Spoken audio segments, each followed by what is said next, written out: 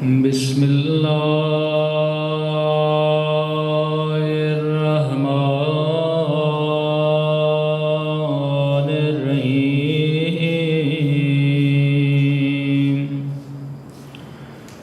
الحمد للہ کما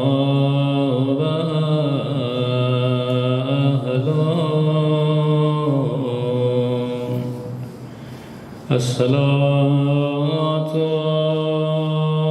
والسلام على سيد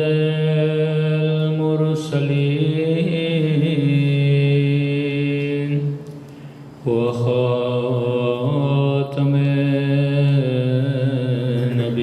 النبيين أبي القاسم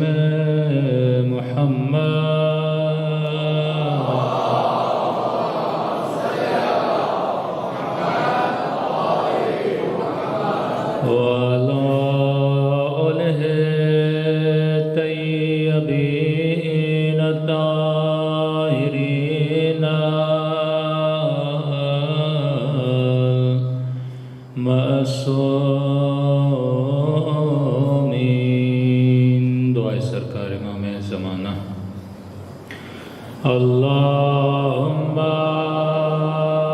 كل وليك حجة بن الحسن صلواتك عليه وعلى في هذه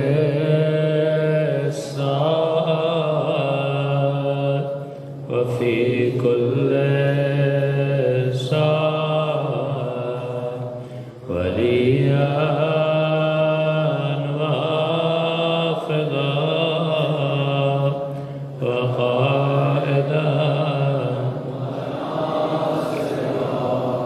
ودليلا وعينا حتى تسكنه أرضك وتمتعه فيها طويلا برحمتك يا أرحم الراحمين. صلى الله.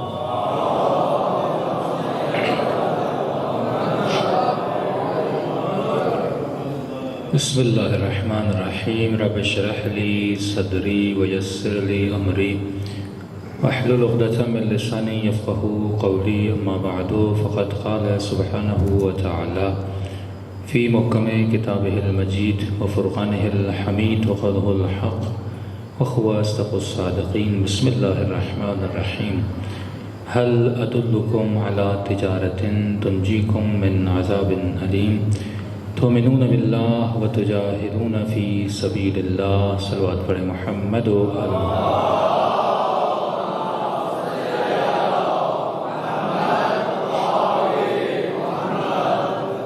دعا ہے کہ پروردگار عالم ہم سب کی عبادتوں کو اپنی بارگاہ میں قبول فرما دے اور جس مقصد حیات اور زندگی کی وجہ سے ان مجالس میں تشریف لاتے ہیں ان مقاصد میں بھی ہم سب کو کامیابیاں نصیب فرما دے. معاش اور معاد کے عنوان سے کہ انسان دنیا میں دو نظام حاکم ہیں.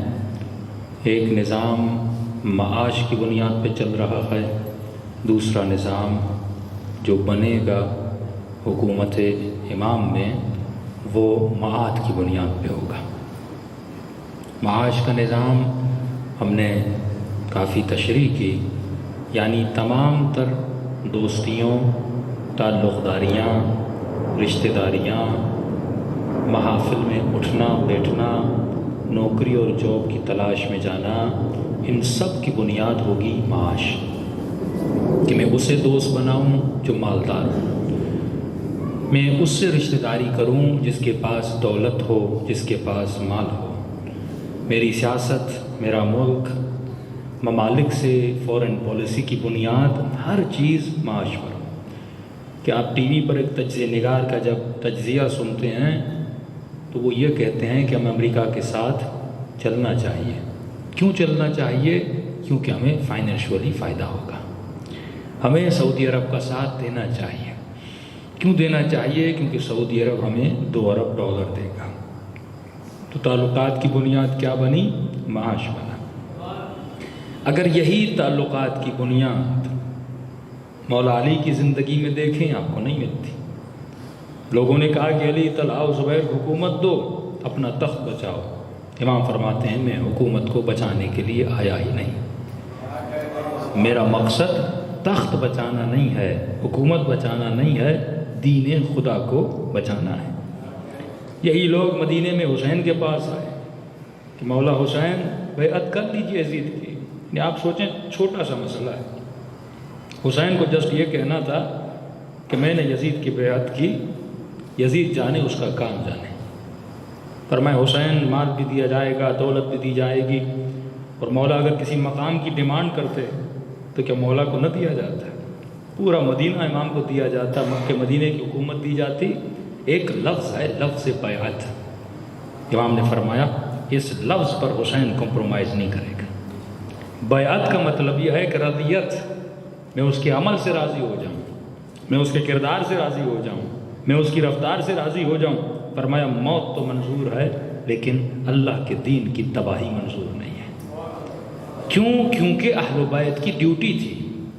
کچھ ڈیوٹیز آپ کی ہیں، کچھ ڈیوٹیز خدا نے انبیاء، اولیاء، ائمہ کی رکھی ہے۔ ان کی ڈیوٹی کیا ہے؟ ان کی زندگی میں آپ کو ایک چیز نظر آتی ہے کہ وہ ہر چیز لٹا دیتے ہیں۔ ہدف اور مقصد یہ ہے کہ دین بچ جائے، ہدف اور مقصد یہ ہے کہ راہ خدا بچ جائے۔ کیونکہ اگر یہ بھی اللہ کے راستے کو نہ بچائیں گے تو یہ انسان جو معاش میں جھگڑا ہوا یہ کیسے بچائے گا؟ تبھی آپ کو صدیوں میں چند شہید نظر آتے ہیں۔ یہ شہداء کا وجود خود معجزہ ہے کہ کبھی شہید عارف حسین الحسینی جیسے شہید، کبھی شہید قاسم سلیمانی جیسے شہید، کبھی شہید مطہری جیسے شہید، کبھی آیت اللہ العظمہ بہجت جیسے علماء۔ یہ ہر صدی میں کیوں بنتے ہیں؟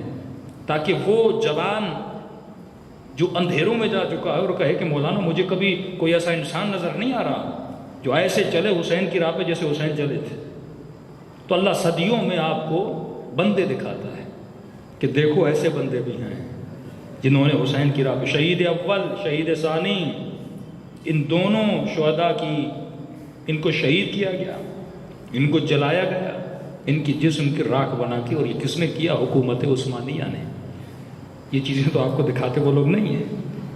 حلب میں سب سے پہلے انہوں نے ہماری لمحہ جو کتاب، فقہی کتاب ہے، اس کی بنیاد گزار جو ہیں یہ شہداء ہیں۔ یہ قید و بند میں جاتے تھے اور اپنے خون سے معصومین کے فرامین کو زندان کی دیواروں پہ لکھتے تھے۔ ایک شہید لکھ کے گیا، دوسرا شہید جب اسی زندان کی کوٹری اور جیل میں گیا اس نے وہاں سے اس کو اتارا، آج تب جا کے آپ تک نماز پہنچی ہے، روزہ پہنچا ہے، حج پہنچا ہے۔ ایسے لوگ تاریخ میں آپ کو ملیں گے کہ ان کی ڈیوٹی تھی کہ دین اسلام کی سرحد کو بچانا ہے۔ کہ میں نے کہا دشمن اور دشمن کے مقابلے میں ایک فوج ہم بناتے ہیں جو ملک کی سرحدوں کی حفاظت کرتی ہے۔ ایک فوج وہ ہے جو آپ کے دین کی سرحد کی حفاظت کرتی ہے۔ یہ جوان کی غیرت کی حفاظت، خواتین کے حیا کی حفاظت۔ اب تمہیں دعا صرف نہیں کرنی کہ پروردگارا مجھے امام زمانہ کے لشکر میں شامل فرما۔ ارے لشکر موجود ہے، تو اس لشکر کے ہاتھوں کو مضبوط کر رہا ہے یا اس کے ہاتھوں کو کاٹ رہا ہے؟ تو امام کے لشکر کا کام کیا ہے؟ مولا کا کام کیا ہوگا؟ ایک ہی کام ہوگا کہ پورے عالم دنیا میں حکومت الہی کو قائم کریں۔ حکومت الہی کے لیے کوئی نیا قرآن نہیں آئے گا، حکومت الہی کے لیے کوئی نئی شریعت نہیں آئے گی، حکومت الہی کے لیے کوئی نئے فرمان نہیں آئیں گے، یہی قرآن ہوگا، یہی شریعت ہوگی، لیکن فرق یہ ہوگا کہ امام اس شریعت کو آ کر نافذ کریں گے۔ اور نفاذ شریعت قربانی کے علاوہ نہیں ہوتا، نفاذ شریعت ایثار کے علاوہ نہیں ہوتا۔ کہ میں کہوں کہ میرا پیٹ بھرا بھی رہے اور رمضان کا روزہ بھی ہو جائے، ایسے نہیں ہوگا۔ اگر رمضان کا روزہ رکھنا ہے تو پیاس برداشت کرنی پڑے گی، اگر رمضان کا روزہ رکھنا ہے تو بھوک برداشت کرنی پڑے گی۔ بھائی خدا کو میری بھوک سے کیا ملتا ہے؟ خدا کو میری پیاس سے کیا ملتا ہے کہ بندے کو کہتا ہے صبح کی اذان سے لے کر مغرب کی اذان تک بھوکے رہو؟ خدا تمہارے وجود میں ایک احساس کو جنم دینا چاہتا ہے، تمہارے وجود میں ایک احساس کو بیدار کرنا چاہتا ہے کہ انسان دیکھ تو ایک دن کی بھوک کو برداشت نہیں کرتا، وہ غریب ہفتوں کی بھوک کو کیسے برداشت کرتے ہو؟ اے انسان ذرا چکھ کے پیاس کیا ہے، تو ایک دن کی پیاس میں نڈھال ہو جاتا ہے۔ حسین 3 دن کے پیاسے تھے، پھر بھی یزید کے لشکر سے لڑ رہے تھے۔ وہ کون سا جذبہ تھا جس نے حسین کو پیاس بلا دی؟ وہ کون سا جذبہ تھا جس نے بھوک بلا دی؟ وہ جذبہ تھا دین کا جذبہ، ایمان کا جذبہ، معاد کا جذبہ، قیامت کا جذبہ کہ خدا تو نے مجھے بنایا یوم الدین کے لیے، اور ہر وقت یہ دعا کرتے ہو کہ پروردگارا تو مالک یوم الدین ہے، صرف میری دنیا کا مالک نہیں ہے بلکہ یوم الدین کا مالک ہے۔ اصل اللہ کی مملوکیت اور مالکیت کا پتہ تو انسان کو تب چلے گا جب انسان اس دنیا سے جائے گا اور قیامت میں کھڑا ہو جائے گا، اس وقت پتا چلے گا میرا تو کچھ تھا ہی نہیں، جو کچھ تھا اس پروردگار عالم کا تھا۔ اور اللہ کی آواز آتی ہے جو کچھ آج تیرے پاس ہے وہ میرا ہے۔ تو اے میرے بندے، جو کچھ تیرے پاس ہے یہ ہاتھ تیرے نہیں ہیں، یہ میرے دیے ہوئے ہیں، یہ آنکھیں تیری نہیں ہیں، یہ میری دی ہوئی ہیں، یہ ذہن، یہ دماغ، یہ انٹیلیجنٹ جو تمہارے پاس ہے یہ تیرا نہیں ہے، یہ تمہارے رب کا دیا ہوا ہے۔ یہ زبان تیری نہیں بلکہ تمہارے رب کی دی ہوئی ہے۔ اب اپنے ذہن کو، اپنے وجود کو اس راہ میں استعمال کرو جو صراط مستقیم ہے اور صراط حسین و علی ہے۔ صلوات پڑھے محمد و آل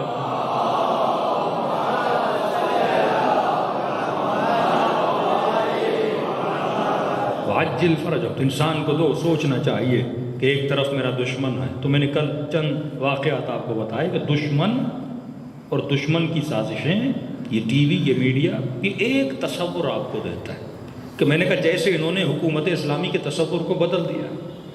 آج اگر کسی جوان کو کہا جائے پاکستان میں تجھے اسلامی حکومت چاہیے، کہے گا نہیں مولانا۔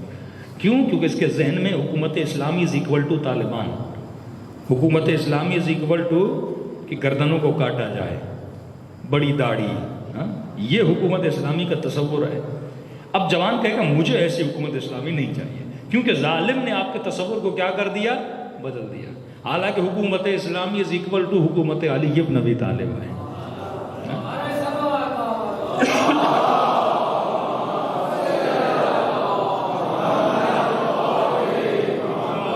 جس حکومت میں عدل، جس حکومت میں انصاف، جس حکومت میں رأفت، جس حکومت میں رحمت، جس حکومت میں نوجوانوں کی عزت و جان و مال کا بچاؤ ہو، وہ حکومت اسلامی ہے۔ لیکن ظالم نے تصور بدلا۔ کیسے بدلا؟ آپ کے سامنے حکومت اسلامی کا رول ماڈل بنایا۔ اس رول ماڈل کا نام تھا حکومت آف طالبان، طالبان کی حکومت۔ پھر انہوں نے ابھی ریسنٹ ایک نیا رول ماڈل بنایا، دولت الاسلامی العراق و شام۔ بارہا بار آپ کو ٹیک دکھائے گئے، پرچم پہ لا الہ الا اللہ محمد رسول اللہ، اللہ اکبر کے نعرے، نبی کا کلمہ، نبی کا نام، اور پرچم ہاتھ میں رکھ دیا، اور ان کے حلیے اور ان کے چہرے آپ نے دیکھ لیے، اور نام نے نام رکھ دیا دولت الاسلامیہ، اسلامی حکومت یا اسلامی دولت۔ اور اس دولت میں کیا دکھایا گیا کہ جوانوں کو HD کوالٹی 4K میں جلایا جا رہا ہے۔ ریکارڈنگز کون کرتا ہے ایسی؟ کون سی حکومت چاہے گی کہ اگر چور بھی ہو پولیس اسے مارتی بھی ہے نا، باہر ویڈیو لیک نہیں کرتی؟ چور بھی اگر پٹائی کرے تو وہ باہر نہیں دکھایا جاتا، کیونکہ پولیس کا چہرہ خراب ہو جاتا ہے۔ بندوں کو ہینگ کیا جاتا ہے، ان کو دکھایا نہیں جاتا، کیونکہ اگر کسی کا دل تھوڑا بہت کمزور ہے اس کے دل میں یہ ظلم کرنا ہے۔ حالانکہ مجرم کو سزا کیوں نہیں دی جا رہی؟ اور وہ 4K بڑی ہائی کوالٹی HD کوالٹی میں ویڈیوز ریکارڈ کر رہے کہ ہم جلا کس طرح رہے۔ ایک آدمی کو پانی میں ڈبویا جا رہا ہے، زنجیریں باندھ کے پانی میں پھینک دیا جا رہا ہے، ایک آدمی کو باکس میں ڈال کے اسے زندہ جلایا جا رہا ہے، ایک باپ کو اس کے بچے کو کاٹ کے اور سالن بنا کے کھلایا جا رہا ہے۔ یہ ساری چیزیں آپ کو دکھائی جا رہی ہیں۔ عورتوں پہ ظلم، بچوں پہ ظلم، بڑوں پہ ظلم، لائن میں کھڑا کر کے موصل کی یونیورسٹی میں 4 سے جوانوں کو مارا جا رہا ہے۔ ویڈیو ریکارڈ کی جا رہی ہے کہ روڈ پہ جا رہے ہیں، ہاتھ پہ کلیشن کوف ہے اور مختلف گاڑیوں میں گولیاں چلاتے جا رہے ہیں۔ یہ کس کی تصویر بنائی جا رہی ہے؟ یہ دولت اسلامی کی تصویر بنائی جا رہی ہے، یہ حکومت اسلامی کی تصویر بنائی جا رہی ہے۔ یورپ والوں، ویسٹرن میں رہنے والوں، مسلم ممالک میں رہنے والوں، یہ تصور ہے حکومت اسلامی کا کہ اگر حکومت اسلامی آئی تو یہ ظلم ہوگا۔ لیکن دوسری طرف آپ کے جوان کو ویسٹرن حکومت دکھائی جاتی ہے، اس میں فرانس دکھایا جاتا ہے، نیوزی لینڈ کے باغات دکھائے جاتے ہیں، امیزون پہ کیا کیا دکھایا جاتا ہے، خوبصورتیاں دکھائی جاتی ہیں، دمک اور چمک دکھائی جاتی ہے، بلڈنگز دکھائی جاتی ہیں، بہترین گاڑیاں دکھائی جاتی ہیں. اب یہ جوان کس کو پسند کرے گا، حکومت اسلامی کو یا ویسٹرن حکومت کو؟ یہ خود کہے گا کہ مولانا مجھے حکومت اسلامی نہیں چاہیے، مجھے ویسٹرن حکومت چاہیے، جس کی ایجوکیشن یہ ہے، جس کا اسٹینڈرڈ یہ ہے، جس کا لائف اسٹینڈرڈ یہ ہے، مجھے یہ چاہیے، مجھے یہ لوگ نہیں چاہیے. وہ آپ کے تصورات کو بدل دیتے ہیں. یہ جنگ ہے تصور کو کریٹ کرنے کی جنگ، یہ جنگ ہے امیجنیشن کی جنگ. کہ جوان تمہارا خیال ایک منٹ کے لیے بھی نہیں سوتا، حالانکہ جب رات کو تو سو جاتا ہے لیکن تمہارا خیال بیدار ہوتا ہے، تمہاری فکر بیدار ہوتی ہے. کبھی تو خوابوں میں کہاں رہتا ہے، کبھی تو خوابوں میں کہاں رہتا ہے. اس سے پتہ چلتا ہے کہ تمہارا خیال بیدار ہے. وہ پورا 24 آورز ٹی وی کے ذریعے، میڈیا کے ذریعے تمہیں غذا دیتا ہے. غذا دینے کے بعد تمہارا سب کانشیس اس سے نتیجہ نکالتا ہے. نتیجہ نکالنے کے بعد تو خواب دیکھنا شروع ہو جاتا ہے. ایک خواب وہ ہے جو قرآن میں خدا دے رہا ہے، وہ جنت کا خواب، وہ جہنم کا تصور، وہ مخالفت الہی کا تصور، وہ عذاب الہی کا تصور، وہ نعمات جنات کا تصور. سورہ رحمان پڑھو تو دل کتنا خوش ہو جاتا ہے. ہاں، جنت کا ذکر ہے، شہد کے دریاؤں کا ذکر ہے، حور و غلمان کا ذکر ہے، تو انسان خوش ہو جاتا ہے کیونکہ خدا تجھے نیکی کا تصور دے رہا ہے. ایک تصور وہ جو تمہیں خدا نے دیا، ایک تصور وہ جو تم نے دشمن نے دیا. دشمن ہمیشہ تمہاری ذہنیت کو ریڈ کرتا ہے اور تمہیں مختلف تصورات میں جکڑ دیتا ہے. لیکن یہ جنگ تھی جو جنگ کو اور اس آئیڈیالوجی کو لیتے ہوئے، اور سب سے بڑی اس کی بنیاد رکھی امام حسین نے کربلا میں، کہ میں انتہا تک اس کو لے جاؤں گا. آپ سوچئے اگر امام حسین کربلا میں بیویوں کو نہ لے کر جاتے، علی اصغر کو نہ لے کر جاتے، علی اکبر، آپ کو پتہ کیسے چلتا کہ یہ کتنا ظالم ہے.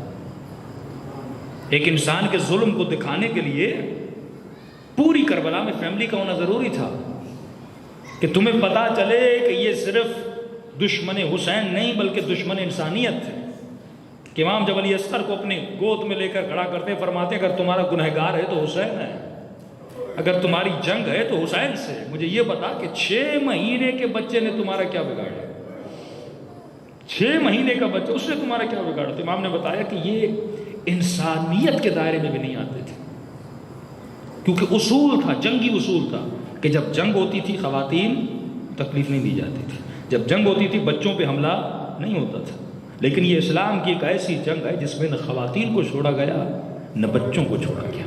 یعنی امام نے بتایا یہ دائرہ اسلام سے بھی نکل چکا ہے. دائرہ اسلام تو دور، یہ دائرہ انسانیت سے باہر نکل چکا ہے. اگر کسی کا کریہ چہرہ دکھانا ہے تو کربلا میں بچوں کا ہونا ضروری تھا، ورنہ لوگ کہتے یہ وہی جنگ جمل تھی، جنگ صفین تھی، اس کو تو وہیں پہ لاتے. صحابی کا بیٹا صحابی کے بیٹے سے لڑا اور معاملہ ختم. لیکن امام نے اس کا کریہ ترین چہرہ دکھایا کہ ظالم کا چہرہ کیا ہوتا ہے، ظلم کا چہرہ کیا ہوتا ہے. ایسے حکمران تھے جو اسلام کو تباہ و برباد کرنا چاہتے تھے. ایک طرف یزید ہے جو اسلام کا علم بلند کر کے کھڑا ہے، اور ایک طرف حسین ہے. اب مسلمان چوائس تمہاری ہے، تمہیں حسین والا اسلام چاہیے یا یزید والا اسلام چاہیے. یہ تصور امام حسین نے کریٹ کیا. تو آج جنگ ہے تصور کی. آج اگر شیعہ کچھ شخصیات سے نفرت کرتا ہے اور مسلمان کچھ شخصیات سے محبت کرتا ہے، آپ کو پتہ ہے محبت کیوں ہے؟ کیونکہ آپ کے ذہن میں تصور ان شخصیات کا برا ہے. میں لفظ علی لاتا ہوں ذہن میں اچھا تصور آتا ہے، میں لفظ معاویہ لاتا ہوں ذہن میں کیسا تصور آتا ہے. تصور آپ کا اور ہے. اب ان کے سامنے لفظ علی آئے تو اچھا تصور ہے، اور لفظ معاویہ آئے تو پھر بھی اچھا تصور ہے. ان کے مولویوں نے تصور بنایا نا. اس کے جوان نے کتاب نہیں پڑھی، تاریخ نہیں پڑھی، اسٹڈی نہیں کی. اسے 4 حدیثیں اور 4 مبہم قرآن کی آیتیں سنا کے آیت خود پڑھی، نتیجہ خود تفسیر بالرائے کر کے، اور اس کے سامنے اچھا تصور بنا دیا. ابو سفیان کا بہترین تصور بنا دیا. اب وہ جب سنتا ہے، کوئی مسلمان برائی سے محبت نہیں کرتا، وہ بھی اچھائی سے محبت کرتے ہیں. ان کے ذہن میں اس کے لیے اچھائی کا تصور رکھا، تبھی تو خود سے محبت کر رہے ہیں. اگر ان کو آپ برائی بتائیں گے تو وہ نفرت میں آئے گا نا. اس کے ذہن میں بھی اچھا تصور ہے. وہ تمام تر شخصیات ہیں، ان کے ذہن میں بہترین تصور ہے. سعودی عرب کا جو مسلمان سعودی میں رہتا، اس کے سامنے جو یزید انہوں نے پیش کیا ہے نا، کہتے نمازی تھا، صحابی کا بیٹا تھا، شریعت کو ماننے والا تھا، اسلام پہ چلنے والا تھا، یہ سارا شیعوں کے جھوٹ بنائے ہوئے ہیں، کچھ نہیں کیا تھا یزید نے. اب اس کے ذہن میں کون سا تصور ہے؟ اچھا تصور ہے. وہ کیا کہے گا رحمت اللہ علیہ. اسی لیے خدا نے کہا کہ اے مسلمان، تجھے آبا و اجداد کے دین پہ نہیں چلنا، اس دین پہ چلنا ہے جو مصطفیٰ نے تجھے دیا۔ اسی لیے اصول دین میں تقلید حرام ہے کہ اگر میرا کلمہ بھی پڑھتے ہو تو سوچ کے پڑھا کرو، اگر مجھے سجدہ بھی کر رہے ہو تو سوچ کے کیا کرو کہ واقعاً جسے تو سجدہ کر رہا ہے وہ قابل سجدہ ہے بھی کہ نہیں ہے۔ تیری مرضی تو سورج کو سجدہ کر، تیری مرضی تو چاند کو سجدہ کر، تیری مرضی تو آگ کو سجدہ کر، میں قیامت کے دن یہ نہیں کہوں گا کہ تم نے اس کو سجدہ کیوں کیا تھا، میں سوال ایک کروں گا، مجھے سجدہ کیوں نہیں کیا تھا؟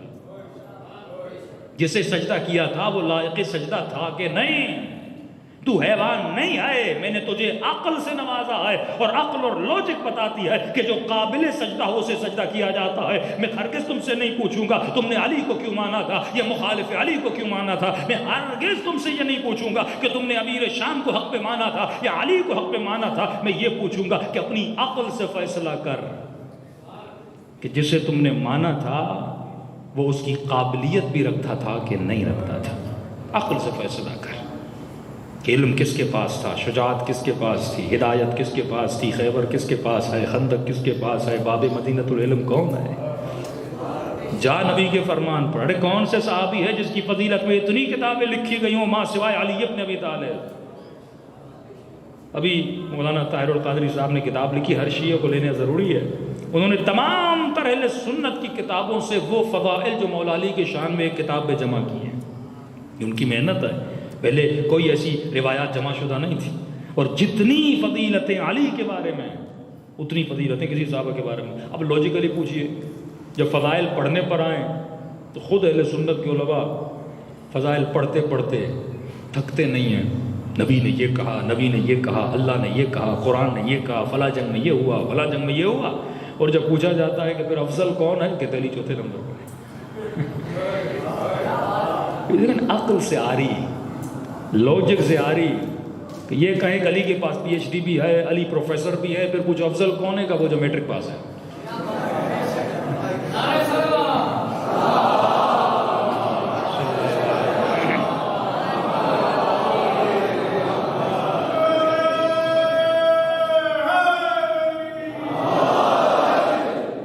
بھائی جھگڑا تو ہے ہی نہیں، آپ بھی دلیل لاؤ، ہم بھی دلیل لاتے ہیں، کتابیں میری بھی اٹھاؤ، آپ کی بھی اٹھاتے ہیں۔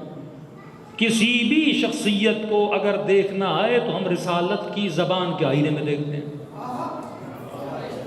لیکن اب پتہ ہے کیا کیا جا رہا ہے؟ وہ مشہور جملہ ہے نا محمد علی مرزا کا، نام ہے وہابی نام ہے بابی۔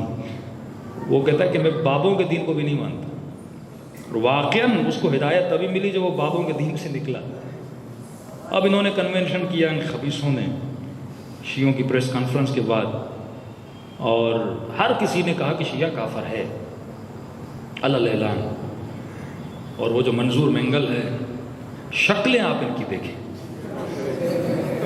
یعنی نحوست کسی کی شکل پہ، اور شیعہ عالم کو بولتے ہیں کہ اس کی شکل ویسی ہے، اس کی اپنی شکل آپ دیکھیں کہ اللہ کراہت ان کے چہروں پہ رکھتا ہے۔ کوئی پڑھا لکھا آدمی ان کے ساتھ بیٹھنے کے لیے تیار نہیں ہوگا، لیکن گفتگو آپ سنیں ان کی۔ اس نے کہا کہ ہم یہ نہیں کہتے کہ شیعہ کافر ہیں، ہم تو بتاتے ہیں ان کے کفر کو۔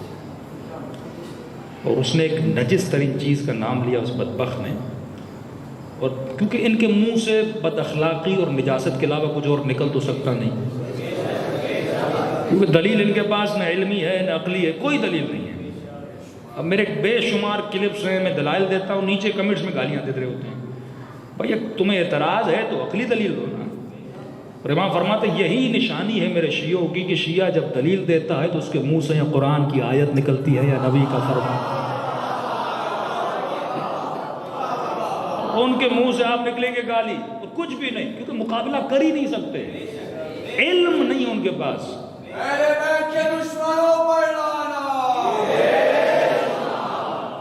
ایک نجس ترین چیز کا نام لے کے کہ وہ تو مثال کے طور پہ پیشاب تو پیشاب ہے، ہم تو بتاتے ہیں کہ یہ پیشاب ہے۔ اس حد تک ان کے وجود میں شیعوں کی نفرت ہے۔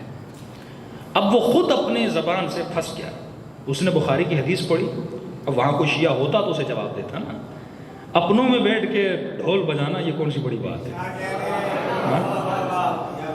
اس نے ایک حدیث پڑھی کہ بخاری کی حدیث آئے کہ جس نے اپنے بھائی کو کافر کہا اور اگر اس کا بھائی کافر نہ تھا تو یہ کفر کی لعنت اس کی طرف پلٹتی ہے۔ اب یہ خود پڑھ رہا ہے منظور مینگل ہے، کیا نام ہے اس کا، جو بلوچستان سے اٹھا کے اس کو بنوریا میں لا کے بٹھا دیا ہے لوگوں نے۔ اس نے کہا جو بھائی کو کافر کہے، رسول کی حدیث ہے اور بخاری لکھنے والا ہے کہ جو بھائی کو کافر کہے اور اگر وہ کافر نہ ہو تو لعنت کس کی طرف پلٹتی ہے؟ اپنی طرف پلٹتی ہے۔ اب اس نے اپنے اکابر کے نام لینا شروع کر دیا، ابن تیمیہ سے لے کر نیچے تک آیا کہ اے اہل حدیث تمہارے فلاں عام نے، اے دیوبند تمہارے فلاں عالم نے، فلاں نے فلاں نے فلاں نے فلاں نے ثابت کیا ہے کہ شیعہ کافر ہے۔ اب کیونکہ انہوں نے کہا کہ شیعہ کافر ہے، اگر تم نہیں مانو گے شیعہ کافر ہے تو تمہیں ماننا پڑے گا جنہوں نے کہا ہے وہ کافر ہے۔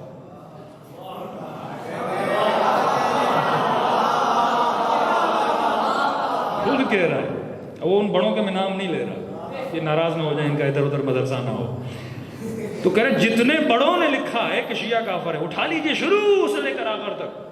اگر تم ان کی بات کو نہیں مانو گے تو لعنت اور کفر کس کی طرف جاتا ہے؟ تمہارے بڑوں کی طرف۔ تو یا شیعوں کو کافر مانو یا دوسری سیرت میں بڑوں کو کافر مانو۔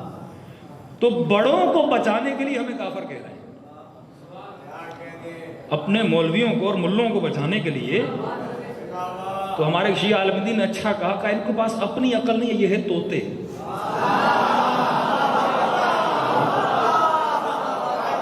جو بڑوں نے سکھا دیا، بتا دیا، پڑھا دیا۔ اب تو بڑے نے لکھا ہے کلہم عدول، سارے کے صحابہ عادل ہے۔ کس نے کہا؟ میرے بڑے نے کہا۔ آج تک نہیں بتاتے کہ رسول نے کہا۔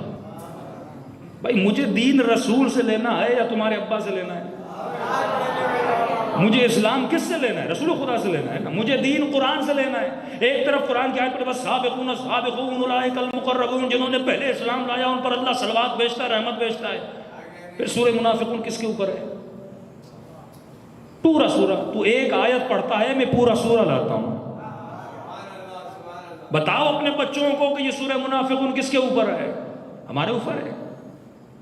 وہ اے حبیب، وہ جو تیرے ساتھ رہتے ہیں، تیرے ساتھ اٹھتے ہیں، تیرے ساتھ بیٹھتے، کیوں نہیں پڑھتے اپنے جوانوں کے لیے سورہ منافقون؟ برات کیوں نہیں پڑھتے؟ یہ میں نہیں کہہ رہا، پروردگار عالم کہہ رہا ہے۔ پھر وہاں پہ اب دیکھیں نا، ایموشنل، آج جنگ ہے، ایموشنل وار ہے نا۔ کربلا میں پوزیٹیو جو امام حسین کا قدم تھا وہ خواتین کو لانا تھا۔ خاتون ایک نازک جنس ہے، اس کے رونے سے مرد روئے گا نا کسی کا دل نہیں دکھے گا، لیکن ایک خاتون روئے تو دل دکھے گا کہ نہیں دکھے گا؟ دکھے گا۔ ایک بچی جب روتی ہے نا تو آپ کا دل دھڑکنے لگتا ہے، ارے بچی رو رہی ہے۔ کربلا میں بچیوں کو لے جانا، خواتین کو لے جانا، یہ امام حسین کا ایک پورا نقشہ تھا، کیونکہ امام جانتے تھے اگر مردوں کو قتل کر دیا جائے تو اتنا ریئیکشن نہیں ہوگا، لیکن ایک تو ان کے ظلم کو ظاہر کرنا، دوسرا یہ لوگوں کو دکھایا جائے کہ تم آج تک یہ پوچھ رہے تھے نبی کی بیٹی کے گھر پہ حملہ نہیں ہوا تھا، پھر یہ کس کی بیٹیاں ہیں؟ زینب کس کی بیٹی ہے؟ ام کلثوم کس کی بیٹی ہے؟ سکینہ کس کی بیٹی ہے؟ کیا یہ نبی کی نواسیاں نہیں ہیں؟ کیا یہ نسل رسول سے نہیں ہے؟ تو اگر ظلم آج ہوا ہے تو ظلم کل بھی ہو سکتا ہے، فکروں کو بیدار کرنے کے لیے۔ تو خواتین کا عالم اسلام اور عزاداری کو بڑھانے میں کتنا بڑا کردار ہے امام حسین نے بتایا۔ صرف خواتین کا کردار گھروں میں بیٹھ کر بچے پالنا نہیں ہے، خواتین کا ایک پولیٹیکل کردار ہے، خواتین کا ایک سوشل کردار ہے۔ وہ کیسے؟ بی بی ام البنین شہادت عباس کے بعد جنت البقیع میں بیٹھ جاتی تھی، بڑی درد بھری آہ و بکا کرتی تھی۔ فرماتے ہیں وقت کا حاکم گزرا، اس کا دل تڑپ گیا بی بی کی آواز کو سن کے۔ اس نے کہا یہ بوڑھی خاتون کون ہے جس کے رونے نے مجھے رلا دیا؟ آواز آئی یہ عباس کی ماں ہے۔ کیوں جناب سیدہ روتی ہیں اور مدینے والے کہتے ہیں کہ بی بی کا رونا ہمیں سونے نہیں دے رہا؟ آمدن بی بی روتی تھی کہ دنیا کو پتہ چلے، جو رحم دل ہیں ان کے دل میں رحم آ جائے، جو بیدار نفس مسلمان ہے اس کا وجود بیدار ہو جائے۔ آل رسول پہ ظلم کیوں؟ اور جب یہ کنونشن کرتے ہیں تو اس کنونشن میں الفاظ لکھتے ہیں کہ شان صحابہ و اہل بیت۔ تم نے بعد میں اہل بیت کو کیوں لایا؟ پہلے کیوں نہیں لکھا اہل بیت و صحابہ؟ اب تک کہتے ہیں اہل بیت، لیکن اہل بیت کی شان کو روندنے والوں کو سلام کرتے ہیں، جنہوں نے نبی کے نواسوں کو قتل کیا ان کو سلام کرتے ہیں، ان سے محبت کرتے ہیں، جنہوں نے جناب حمزہ کے جگر کو چبایا، جنہوں نے رسول کو رلایا، جو ان کو سلام کرتے ہیں۔ کیوں؟ کیونکہ یہ وار ہے، آئیڈیالوجی کی وار ہے۔ تو آپ کو کرنا کیا چاہیے؟ آپ کو حسین کی آئیڈیالوجی کو اوپر لے کر آنا ہے۔ جتنا ہو سکے ان کی کتابوں کے حوالے انشاءاللہ میں اپنی پیج پہ رکھوں گا۔ ایک کتاب ہے جس پر بین ہے پاکستان میں، اور یہ کتاب تب چھپی تھی جب انہوں نے کتاب لکھی تھی شیعت کو کافر ثابت کرنے کے لیے۔ اس کے رد میں ایک شیعہ مومن نے کتاب لکھی جس کا نام تھا تحقیقی دستاویز، جو کتاب بازار میں آئی اور اس نے آگ لگا دی تھی۔ ان کے پاس جواب نہیں تھا، منہ دکھانے کے لیے ان کے مولوی اپنی مسجدوں سے نہیں نکلتے تھے جب یہ کتاب اہل سنت کے میرے بھائیوں تک پہنچی تھی۔ لے کر جاتے تھے یہ کیا ہے، یہ کیا ہے، یہ بخاری میں کیا ہے، یہ مسلم میں کیا ہے۔ تو معاش تک کہتے ہو کہ شیعہ صحابہ کی شان میں گستاخی کرتے ہیں، سب سے بڑی گستاخیاں تو کتابوں میں موجود ہیں۔ ان گستاخیوں کے بارے میں شیعہ ازواج کی گستاخی کرتے ہیں، یہ کیا لکھا ہوا ہے نبی کی ازواج کے بارے میں تمہاری کتابوں میں؟ اس کتاب پہ بین لگ گیا کیونکہ بڑے مسائل کریٹ ہو گئے تھے، تو لہذا اس کتاب کو اسکین کر کے اس کا نام ہم نے بدلا ہے ریسرچ فرام سنی بکس کے نام سے۔ انشاءاللہ میں پیج پہ رکھوں گا، کافی لوگوں نے رابطہ کیا ہے۔ یہ کتاب آپ دیجئے، اس کو پھیلائیے، دشمن اسی سے ڈر رہا ہے۔ طارق مسعود جیسا بندہ اسی کنونشن میں آ کے کہتا ہے کہ مجھ سے پڑھے لکھے لوگ اہل سنت کے پڑھے لکھے داڑھی والے آ کر کہتے ہیں کہ معاویہ کے سامنے رضی اللہ عنہ کیوں لگائیں؟ مطلب انہی کے لوگ ان پر اعتراض کر رہے ہیں، انہی کے بچے آج ان سے سوال کریں، ان کے پاس کوئی جواب نہیں، بس یہ ہے کہ جو بڑوں نے کہا وہ کرو، اب غلط تھا صحیح تھا تمہیں کرنا ہے۔ قرآن کیا کہہ رہا ہے یہ نہیں سوچنا، رسول کا کہہ رہے ہیں یہ نہیں سوچنا۔ 41 ٹائم قرآن میں خدا نے لعنت بھیجی ہے، 41 ٹائم۔ اگر لعنت اتنی بری تھی تو 41 مرتبہ میرا رب نہ بھیجتا۔ آج تک تم نے پڑھا کہ لعنت کس پر ہے؟ کہ لعنت اللہ علی القوم الظالمین ہے کہ نہیں ہے؟ یہ قرآن کی آیت ہے کہ نہیں ہے؟ اللہ ظالمین پہ لعنت کرتا ہے، تو جنہوں نے آل رسول پہ ظلم کیا وہ مستثنیٰ کیسے؟ جنہوں نے حسن پہ ظلم کیا، جنہوں نے حسین پہ ظلم کیا، جنہوں نے چوتھے امام پہ ظلم کیا، جنہوں نے علی پہ ظلم کیا، ان کے بارے میں کیا کہتے ہو؟ اور ایک سالڈ جواب جس پر آپ ماشاءاللہ یونیورسٹیز میں جاتے ہیں تو بے سالڈ جواب، بڑا عقلی جواب۔ اچھا کہتے ہیں جو صحابہ کی شان میں غصہ، اب کلہم عدول، صحابی کوئی بھی ہو، ان کا عقیدہ ہے صحابی، یہ وہابیت کا عقیدہ ہے، اس میں کافی بریلوی حضرات متفق نہیں ہیں، کلہم عدول، جو بھی صحابی کی شان میں، اب ابو سفیان بھی صحابی، امیر شام بھی صحابی، زبیر بھی صحابی، طلحہ بھی صحابی، قاتل بھی صحابی، مقتول بھی صحابی، ظالم بھی صحابی، مظلوم بھی صحابی، کوئی بات نہیں۔ اچھا اصول اگر بننا ہے تو سب کے لیے بننا چاہیے، یہ نہیں کہ اصول صرف شیعوں کے لیے ہو۔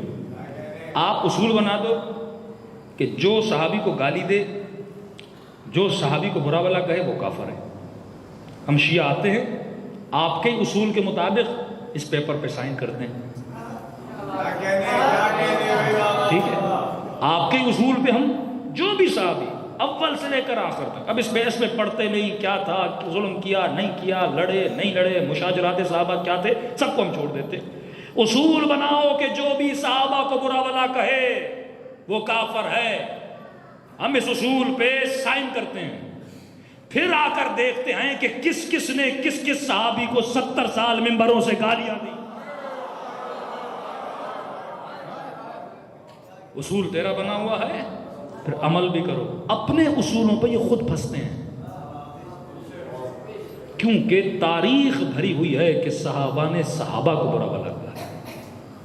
الحمدللہ نہ علی نے کبھی کسی کو گالی دی، یہ کردار علی ہے۔ 70 سالوں تک میرے مولا کو برا بھلا کہا۔ خود تاریخ میں لکھتے ہیں، یہ پاکستان کی بکس میں لکھا ہوا ہے کہ عمر ابن عبدالعزیز نے ممبر سے مولا کو برا بھلا کہنا بند کروایا۔ خود لکھتے ہیں عمر ابن عبدالعزیز نے فتق واپس کیا، عمر ابن عبدالعزیز نے 70 سالوں سے میرے آقا کو برا بھلا کہا گیا، لیکن علی نے کبھی گالی نہیں دی، حسن نے کبھی گالی نہیں دی، مولا کے کسی صحابی نے گالی نہیں دی، کسی صحابی نے، کیونکہ اہل بیت کا وتیرہ گالی دینا نہیں تھا۔ کہتے تھے اللہ ہدایت کرے، یا اگر ظالم ہے تو خدا لعنت کرے۔ اہل بیت یا لعنت بھیجتے تھے، لعنت کا مطلب خدا اپنی رحمت کو اٹھا لے، اپنے عذاب کو اس پر نازل کرے، یا خدا اگر ہدایت کے قابل ہے تو کیا کرے؟ ہدایت دے۔ ہمارے مکتب میں نہ نبی کے صحابی گالی دیتے تھے جو حقیقی صحابی ہیں، نہ علی کے صحابی، نہ ہمارے ائمہ کے صحابی، کبھی انہوں نے کسی کو گالی نہیں دی، کیونکہ اللہ کی آواز ہے وَلَا تَسُبُّوا، اے مومن کبھی بھی کسی کو گالی نہ دیا کرو۔ یہ حکم امام ہے اور حکم قرآن ہے، حکم خدا ہے، اور جو قرآن اور خدا کی مخالفت کرے وہ مومن تو کیا صحابی بھی نہیں ہو سکتا۔ لیکن جب ان کے مولویوں سے پوچھتے ہو نا، ایک ان کا مولوی ہے وہ ٹانگوں سے معذور ہے، اللہ بندے کو ٹانگ سے معذور کرے پر عقل سے معذور نہ کرے۔ جب اس سے پوچھا گیا کہ آپ گالیاں بہت دیتے ہیں، اینکرز نے کہا آپ کیسے مولوی ہو؟ آپ دیکھیں نا، چلے بات نکلی ہے، کہا کہ آپ گالیاں بہت دیتے ہیں۔ تو یہ دفاع میں کیا کہہ رہے ہیں؟ وہ پنجابی بولتے ہیں نا، وہ اس پہ چڑھائی کر کے کہہ رہا بھائی میں تجھے بتاؤں کس صحابی نے کس کو کتنی گالیاں دی تھی۔ کہ گالیاں میں دیتا ہوں، یہ سنت صحابہ ہے۔ کہہ رہا ہے وہ ایسی ایسی گالیاں میں تجھے بتانی، ویسی تو میں نے دی نہیں ہے تمہیں۔ دلیل کیا پیش کر رہا ہے؟ صحابہ کی سیرت کو پیش کر رہا ہے۔ تو میں کہتا ہوں اگر علی کو پہچاننا ہے، اگر علی کو پہچاننا ہے، اے مسلمان بڑا جملہ کہہ رہا ہوں، اگر تجھے رسول کو پہچاننا ہے کہ رسول کیسے تھے تو علی کو دیکھ، اگر تجھے علی کو پہچاننا ہے تو سلمان کو دیکھ، ابو ذر کو دیکھ، میثم کو دیکھ، قنبر کو دیکھ، آج کے زمانے کے خمینی کو دیکھ، بہجت زماں کو دیکھ، شہید عارف حسین الحسینی کو دیکھ، شہید سبط جعفر کو دیکھ۔ یہ کس کے ماننے والے ہیں؟ یہ علی کے ماننے والے ہیں۔ اور ان کے ماننے والوں کو دیکھنا ہے تو عمرو بن عاص کو دیکھ، آگے بڑھوں بن سلمان کو دیکھ، ابو ظبی کے رؤساء کو دیکھ، ان کے بادشاہوں کو دیکھ۔ آپ دونوں کے پیروکاروں کو دیکھیے کہ نور کہاں نظر آتا ہے اور ظلمت کہاں نظر آتی ہے۔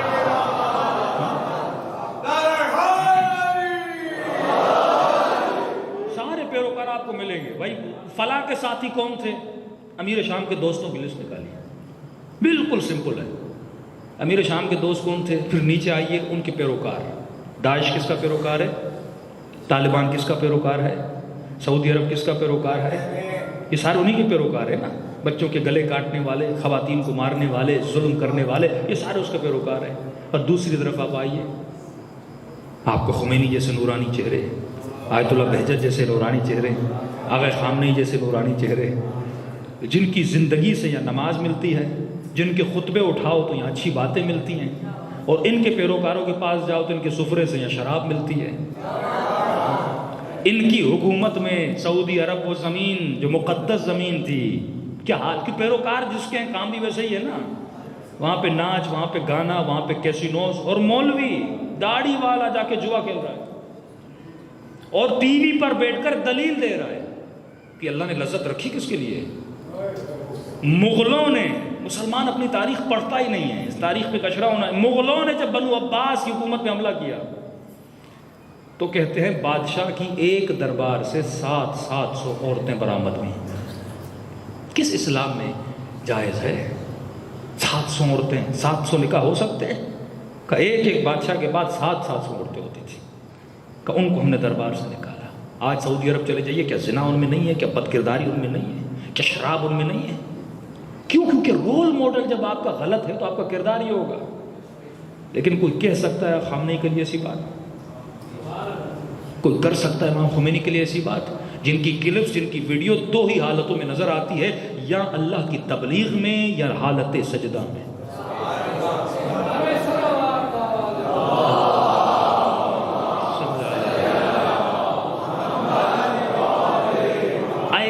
ایسی کثافتیں، نجاستیں ان کی تاریخ میں ہیں کہ ہم ممبر سے بیان نہیں کر سکتے کہ عباسیوں کے جو مفتی تھے، مفتی جو مولوی تھے، امام جمعہ جماعت، قاضی القضات، وہ لواط کی بیماری میں مبتلا تھے، اور جب لوگ ان پر اعتراض کرتے تھے یہ گناہ، اس کے لیے معصوم فرماتے ہیں جو اس گناہ میں مبتلا ہے یا اسے زندہ جلایا جائے یا زندہ مارا جائے یا اوپر والی جگہ سے نیچے پھینکا جائے۔ وہ گناہ جس کے لیے خدا نے پوری قوم کو مسخ کر دیا، کہ اس گناہ میں مبتلا ہو. قاضی القضات، آدمی گناہ کرتا ہے، اپنے گناہ پہ شرمندہ ہے، پشیمان ہے، توبہ کرتا ہے، یہ الگ بات ہے، لیکن اپنے گناہ کا دفاع کرے کہ جو میں کر رہا ہوں صحیح کر رہا ہوں. ممبر پہ جاتے تھے اور لوگوں کو کہتے تھے دیکھو تم قرآن پڑھتے ہو تو قرآن میں حور کا ذکر بھی ہے نا. لوگ کہتے تھے ہاں حور بھی ایک لذت کے لیے ہے. کہ دیکھو پھر وہاں پر غلمان کا ذکر بھی ہے تو وہ بھی تو کسی لذت کے لیے ہے. اشارہ دیتے تھے اپنے گناہ کی طرف، یعنی جواز گناہ نکالتے تھے قرآن سے. یہ مفتی تھے بنو عباس کے حکمرانوں کے. حسین نے تمہیں کس نجاست سے بچایا ہے؟ شیعہ قوم فخر کیا کرو کہ آج مسلمانوں میں ایک قوم کا سر بلند ہے کہ ہم علم اسلام کو اٹھا کر کھڑے ہیں. آج تک کوئی نہیں کہہ سکتا کہ شیعہ ظالم ہے. یہ کہتے ہیں کہ یہ مظلوم ہے لیکن نہیں کہتے یہ ظالم. ہم نے کسی پہ ظلم نہیں کیا. جہاں جہاں کائنات میں کسی مظلوم کی آواز آتی ہے اس مظلوم کی مدد کے لیے اگر کوئی قوم نکلتی ہے وہ شیعہ قوم ہے. فلسطینیوں کی مدد کون کر رہا ہے؟ یمن کے مظلوموں کی مدد کون کر رہا ہے؟ عراق میں امریکہ نے جب تباہی مچائی تو وہاں پر کس نے مدد کی؟ اس قوم نے اپنے جوانوں کو پکڑا، مقابلہ کیا، کیونکہ ہمیں درس کس نے دیا؟ حسین ابن علی نے دیا. انسان اگر تاریخ کو پڑھے، اے بندے خدا یہ شہرت کا چکر تھا، یہ مال کا چکر تھا، یہ دولت کا چکر تھا. کس طرح آج تمہارے پولیٹیکل جھگڑے ہوتے؟ یہی حکومتیں تھیں، یہی انسان تھا، یہی پولیٹیکل جھگڑے تھے، یہی تخت کا جھگڑا، یہی مال کا جھگڑا، یہی دولت کا جھگڑا تھا. یہی انسان جو آج ہے وہی انسان کب تھا؟ کوئی معصوم نہیں تھا کیا قیامت اور آسمان سے نیچے اتر کے آئے؟ یہی انسان تھے. تبھی پروردگار عالم نے قرآن میں آواز دی انما یتقبل اللہ من المتقین. اے انسان یہ بات یاد رکھنا، میں جب عمل کو قبول کرتا ہوں یہ نہیں دیکھتا کہ نبی کا بیٹا ہے، یہ نہیں دیکھتا کہ صحابی ہے، یہ نہیں دیکھتا کہ کس نبی کی بیوی ہے یا بیٹی ہے. میں بس ایک چیز دیکھتا ہوں، اگر میں عمل کو قبول کرتا ہوں تو متقیوں سے عمل کو قبول کرتا ہوں. اگر تقویٰ ہے تو اس کی نماز قبول ہے، اگر تقویٰ ہے تو اس کا روزہ قبول ہے، اگر تقویٰ نہیں اولئک حبطت اعمالهم، میں ان کی ساری نمازوں کو حبط کر لیتا ہوں. صلوات پڑھے محمد و آل محمد.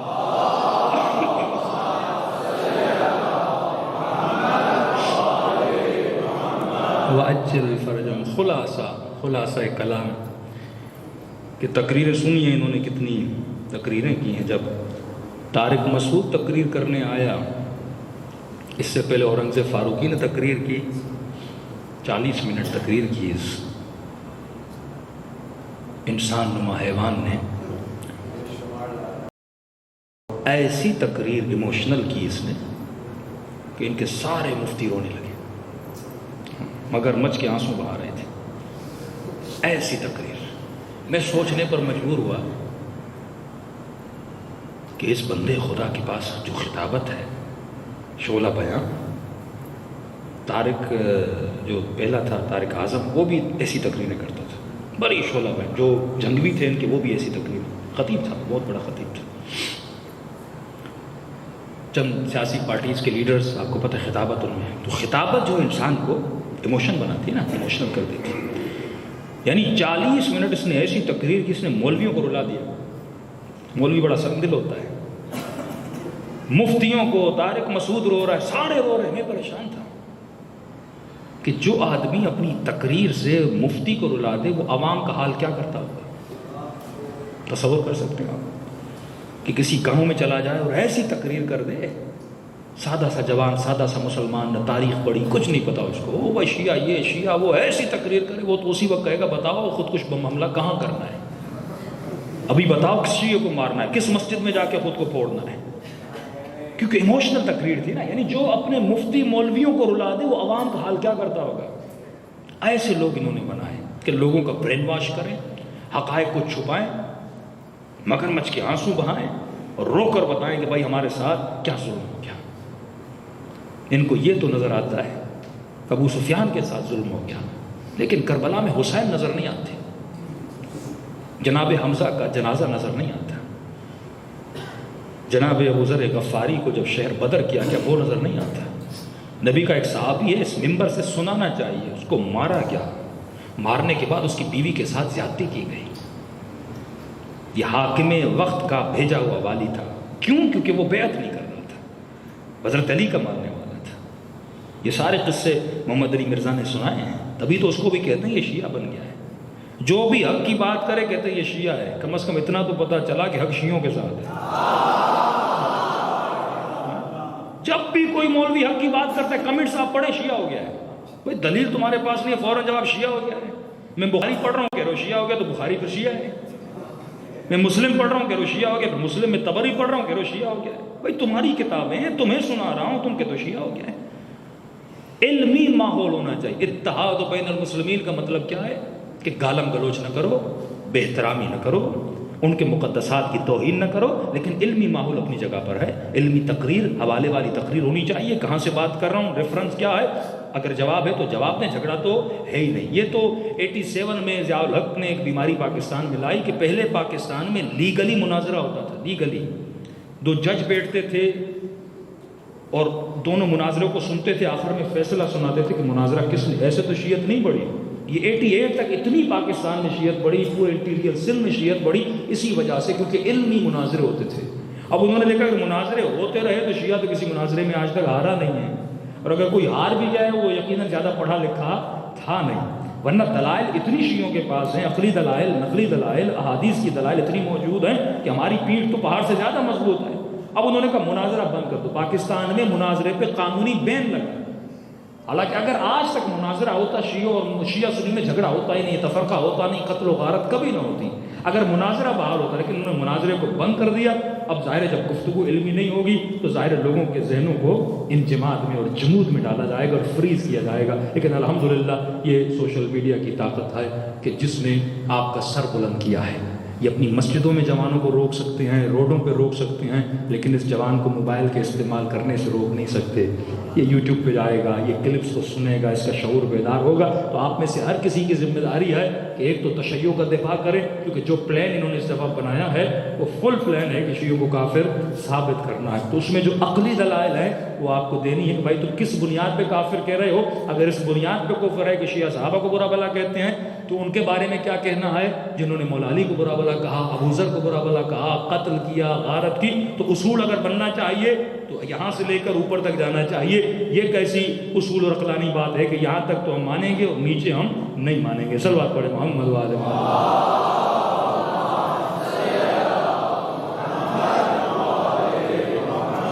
اجل فرجہم. بنو امیہ اہل بیت کے ماننے والوں کو ختم نہ کر سکے، بنو عباس ختم نہ کر سکے. تو یہ آج کل کے چھوٹے موٹے دشمن، لیکن اس زمانے میں ایسے شیعہ موجود تھے. ایک شخص ہے، نام ہے اسماعیل حمیری. یہ خزانچی ہے امیر شام کا. دیکھیے انسان کفر ظلم کے ساتھ رہ کر بھی علی والا رہ سکتا ہے، لیکن تب جب اس کا معاد مضبوط ہو، اس کی قیامت ثبات قدم مضبوط ہو. یہ مت کہیے قبلہ فلاں صحبت مجھے خراب کر دیتی ہے. اگر ایمان مضبوط ہو، انسان ایک غلط ماحول میں رہ کر بھی اگر پختہ ہو تو خود کو بچا سکتا ہے، لیکن اگر کمزور ہو تو گھر میں صحیح رہے گا، باہر جائے گا تو خراب ہو جائے گا. حمیری خزانچی ہے. معاویہ اتنا اپنی بیوی کو بھی یاد نہیں کرتا تھا جتنا حمیری کو یاد کرتا تھا، کیونکہ خزانچی تھا. آپ کو پتہ ہے خزانچی سے پیسے چاہیے ہوتے ہیں، صبح شام حمیری ادھر آؤ، حمیری ادھر آؤ، فلاں کو پیسے دینے، فلاں کو پیسے دینے. ایک دن آیا کہ حمیری نے امیر شام سے کہا کہ میری ماں بیمار ہے، اگر اجازت ہو میں کوفے اپنی ماں سے ملنا چاہتا ہوں. تو امیر شام نے کہا ٹھیک ہے چلے جاؤ، لیکن جلدی واپس آنا. کہا ٹھیک ہے آ جاؤں گا. جیسے جانے لگا تو امیر شام نے پھر بلایا کہ حمیری کوفے جا رہے ہو لیکن علی سے نہیں ملنا. اس نے کہا نہیں ملوں گا، ماں بیمار ہے، جلدی جاتا ہوں، جلدی آتا ہوں. پھر نکلنے لگا، پھر بلایا کہ دیکھو حمیری کوفے میں میرے بڑے جاسوس ہیں، ایسا نہ ہو کہ تو علی سے ملنے جائے، تجھے نہیں پتا یہ بنو ہاشم بڑے جادوگر ہیں کہ جو بھی ان کے پاس جاتا ہے کہ اسے اپنا بنا لیتے ہیں. حمیری نے کہا نہیں جاؤں گا. پھر تیسری بار بلایا. حمیری تمہیں لاسٹ وارننگ دے رہا ہوں، جلدی ماں سے ملنا، لیکن خبردار علی کے قریب بھی نہیں جانا، کیونکہ اسے پتا تھا جو ایک مرتبہ علی سے مل جائے وہ علی والا ہی بن جاتا ہے. حمیری کہتا ہے میں نکلا اور کوفے کے دروازے پہ پہنچا. مولا علی گھر بیٹھے تھے. مولا حسن اور امام حسین 1 سال کا فرق ہے. تو دائیں طرف حسن بائیں طرف حسین بیٹھے تھے۔ امام نے فرمایا میرے 2 جوان بیٹو، میرے لال اٹھو، اور میرا بھائی آنے والا ہے، کوفے کے فلاں دروازے سے اس کو علی کی طرف لے کر۔ کون؟ حمیری۔ حسن و حسین اٹھے، اس دروازے پر پہنچے، جو نوجوانوں کے چمکتے ہوئے چہروں کو حمیری نے دیکھا، کئی نورانی چہرے رکھنے والوں کس کے بیٹے ہو؟ کہ امیر المومنین علی بن ابی طالب کے بیٹے ہیں۔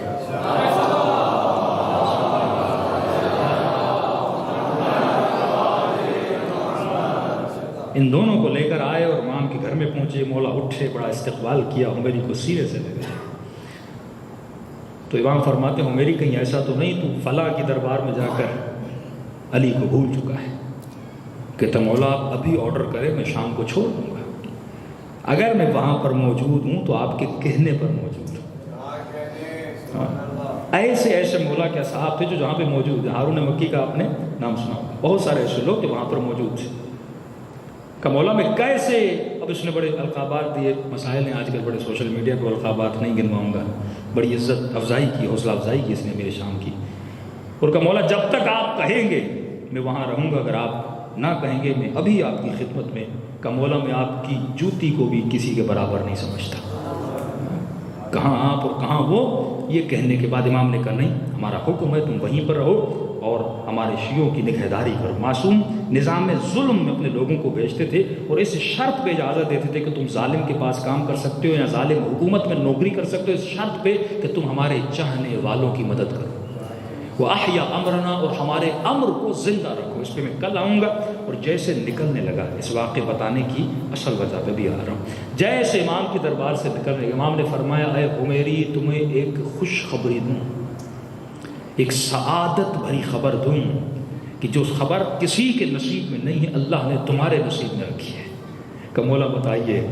امام فرماتے ہیں اے حمیری جب میرا 12واں آئے گا، جب میرا بیٹا مہدی آئے گا، جب حکومت کو اس کائنات پر نافذ کرے گا، اے حمیری کچھ لوگوں کی رجعت ہوگی جو نیک ہوں گے، جو صالح ہوں گے، جنہوں نے تزکیہ نفس کیا ہوگا، اپنی زندگی کو ہو بہو علی کے قدموں پہ گزارا ہوگا، ان کو دوبارہ زندہ کیا جائے گا اور میرے بیٹے کے لشکر میں شمار کیا جائے گا۔ اے عمری ان اٹھانے والوں میں تیرا نام شامل ہے۔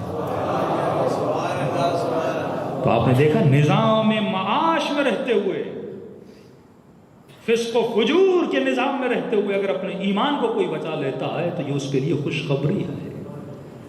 اگر کوئی ظلم میں رہتے ہوئے، اگر کوئی ڈپریشن میں، دنیا کے مسائل میں گرتے ہوئے، جو رشوت کا ماحول ہے، جو حرام خوری کا ماحول ہے، اگر اس میں رہتے ہوئے اپنے قدم کو ثبات قدم عطا کرتا ہے تو مولا اسے خوشخبری دے رہے ہیں، جوان اگر مر بھی جاؤ گے تو گھبرانے کی ضرورت نہیں ہے، تجھے مالک اشتر کی طرح اٹھایا جائے گا اور مہدی کے لشکر میں شمار کیا جائے گا۔ وہ امام زمانہ جس کا ذکر جب مولا علی کرتے تھے تو مولا کی آنکھوں سے آنسو نکل آتے تھے۔ جب اصحاب پوچھتے تھے کہ یا علی آپ رو کیوں رہے ہیں تو مولا فرماتے تھے شوقاً لرؤیت، اس کو دیکھنے کی خواہش میں علی رو رہا ہے، جس کے لیے انبیاء آرزو کرتے تھے کہ ہم اس کے لشکر میں شامل ہو جائیں، جس کے لشکر میں شمولیت کی سعادت رسول خدا کے لشکر کی شمولیت کی سعادت سے برتر ہے، کیونکہ وہ لشکر پوری کائنات میں نظام مصطفیٰ کو نافذ کرے گا۔ اب اس کے اصحاب کی ویلیو کیا ہوگی آپ کے تصور سے باہر ہے۔ تو انسان تو صحابی امام زمانہ بننے کے لیے آیا ہے،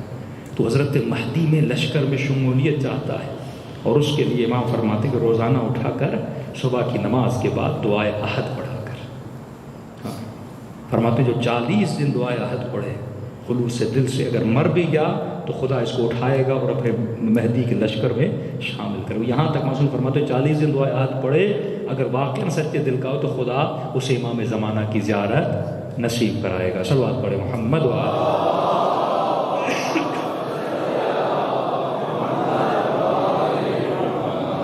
دلوں کو کربلا لے جائیں، سلام کریں ان بیویوں پر، ان جوانوں پر، ان ماؤں پر جنہوں نے اپنے بچے راہ خدا میں قربان کی۔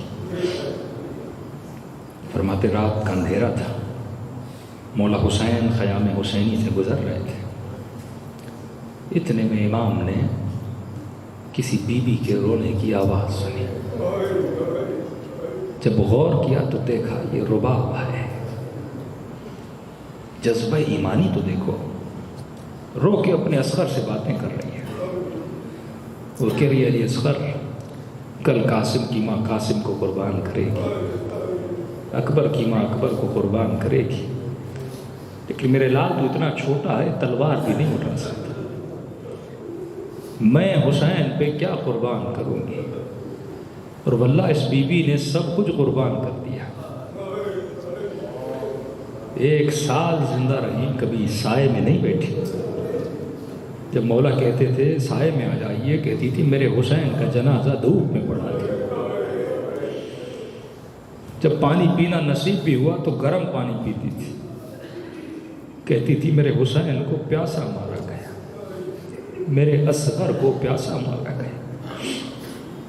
ہم تو سن کے چلے جاتے ہیں، لیکن میری جان قربان امام زمانہ پر جو فرماتے ہیں صباحاً و مساء، اے میرے دادا حسین صبح شام میں آپ کے غم پہ روتا ہوں۔ مومن نے سوال کیا کہ مولانا وہ جو خون بھرا کرتا تھا بی بی زینب کے پاس جو اماں کی قبر پہ رکھا تھا وہ کہاں ہے؟ میں نے کہا امام کے جملے سے سمجھ میں آتا ہے وہ کرتا امام زمانہ کے پاس ہے، جو فرماتے ہر روز میں اپنے دادا حسین کے خون بھرے کرتے کو دیکھ کر روتا ہوں، اور یہی وہ کرتا ہے جو جناب سیدہ قیامت کے دن لے کر آئے، ٹوٹا ہوا پہلو ہوگا، ہاتھ میں حسین کا کرتا ہوگا، دوسرے ہاتھ میں حسن کے جگر کے ٹکڑے ہوں گے، کہ خدایا میرے بچوں نے اس امت کا بگاڑا کیا تھا کہ انہوں نے میری پوری نسل کو شہید کر دیا۔ آپ کا وجود دعائے زہرا کا وجود ہے کہ آپ وہ قوم ہیں جسے خدا نے خلق کیا، جو حسین کے نام کو بلند کر رہے ہیں، دلوں کو کربلا لے جائیں اور سلام کریں اپنے غریب مولا کو، ایسے سلام کریں جیسے زینب نے سلام کیا۔ السلام علی الحسین وعلی علی ابن وعلی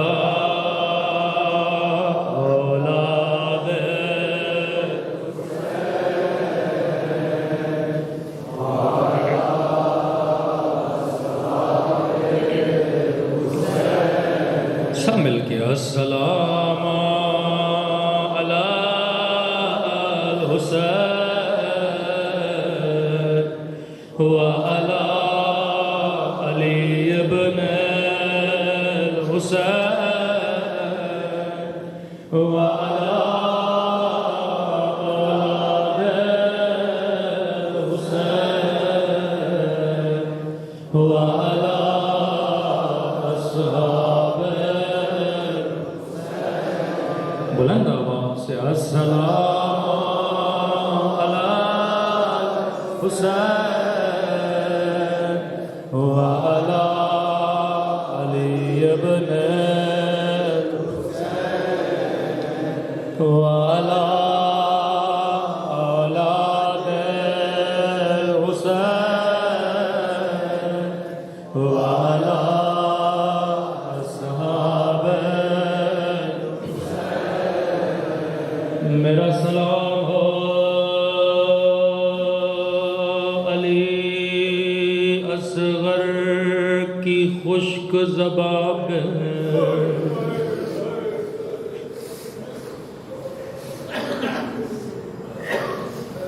میرا سلام ہو عباس کے کٹے ہوئے بازوؤں پہ، میرا سلام ہو سکینہ کے زخمی کانوں پہ، میرا سلام ہو خاک و خون میں آلودہ اس سر پہ، میرا سلام ہو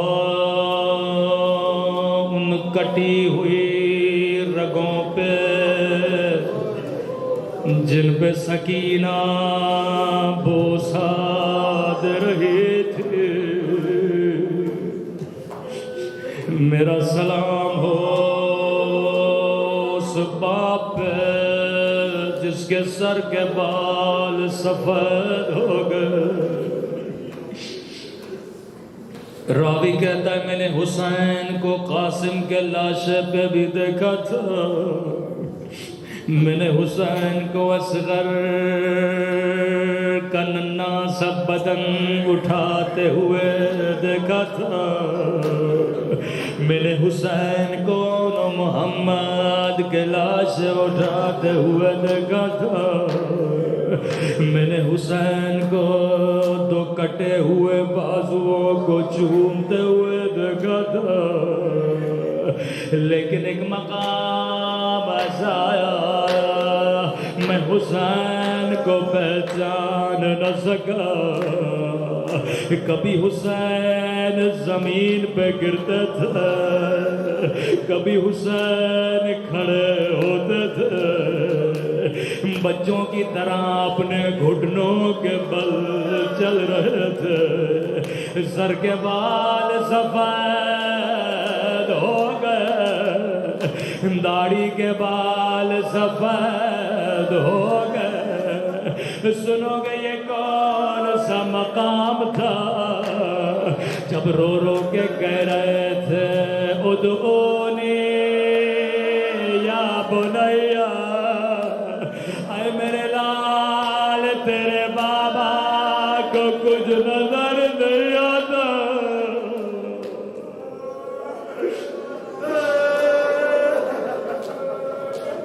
اے علی اکبر بابا کو آواز ہو، بوڑھا باپ ہے جواب بیٹے کا لاشا ہے۔ اکبر کی آواز آئی یا ابتا الیہ الیہ، او بابا میری طرف آ۔ اکبر بابا کو آواز دے، تیرے بابا کو کچھ نظر نہیں آتا۔ میں قربان حسین تیری مظلومیت میں، اللہ کسی باپ کو جواب بیٹے کا لاشا نہ دکھائے۔ جیسے اکبر کے لاشے پہ پہنچے، اکبر نے کہا بابا العطش، بابا پیاس نے مجھے مار ڈالا، والحدید قد ثقلنی، بابا لوہے کی گرمی نے تیرے جواں کو مار ڈالا۔ حسین نے اپنی زبان اکبر کی زبان پہ رکھی، علی اکبر نے زبان کو ہٹایا کہ بابا آپ کی زبان تو مجھ سے بھی زیادہ خشک ہے۔ کہ بابا مجھے خیموں میں لے چلیے، جی میرے لال۔ حسین نے کہا علی اکبر کی گردن کے نیچے دیا، دوسرا ہاتھ اکبر کے پاؤں کے نیچے دیا۔ حسین نے لاش کو اٹھانا چاہا، لیکن بوڑھا باپ ہے، گھٹنوں کے بل آئے، حسین کی ٹانگیں کانپے، ہاتھ لرزے، لاش کو زمین پہ رکھ دیا، دوبارہ اٹھانا چاہا، لیکن اس بدن میں اب طاقت نہیں ہے۔ ایک مرتبہ حسین نے اکبر کو زمین پہ رکھا، کم میرے لال بوڑھا باپ ہو، تیرا جنازہ اٹھایا نہیں جاتا، بابا کی مدد کرو۔ دونوں ہاتھ بابا کے گلے میں ڈالو تاکہ تیرے سہارے تیرا لاشا اٹھاؤ۔ یا علی اکبر نے ایک ہاتھ بابا کے گلے میں ڈالا، لیکن دوسرا ہاتھ سینے سے نہیں ہٹایا کہ میرے لال دوسرا ہاتھ بھی بابا کے گلے میں ڈالو۔ رو کر کا بابا بابا بابا بوڑھے باپ ہو صدمہ دینا نہیں چاہتا اکبر میں تیرا صابر بابا ہو یا اکبر نے ہاتھ ہٹایا ایک برچھی کا ٹوٹا ہوا پھر علی اکبر کے سینے میں تھا حسین نے لاش کو زمین پر رکھا ایک ہاتھ اکبر کی برچھی میں ڈالا دوسرا ہاتھ سینے پہ رکھا یہاں برچھی کو نکالنا چاہا نگاہیں آسمان کی طرف بلند کی رو کر کہا نانا رسول خدا آپ بھی آئیے او دادا ابراہیم کو بھی لائیے آ کر دیکھیے کہیں میری آنکھوں پہ پٹیاں تو نہیں میرے اسماعیل کے پاؤں تو نہیں بندھے ایک مرتبہ برچھی کو کھینچا اکبر کا لاشا تڑپا خیمے کے در سے آواز آئی حسین ٹھہر جا حسین ٹھہر جا میں زینب بھی آتی ہوں ساتھ مل کے لاش اٹھاتے ہیں یا حسین نے فرمایا زینب میرے ہوتے ہوئے خیمے سے نہ نکلنا ارے میں نے تمہارے پردے کی خاطر اپنے اکبر کو قربان کیا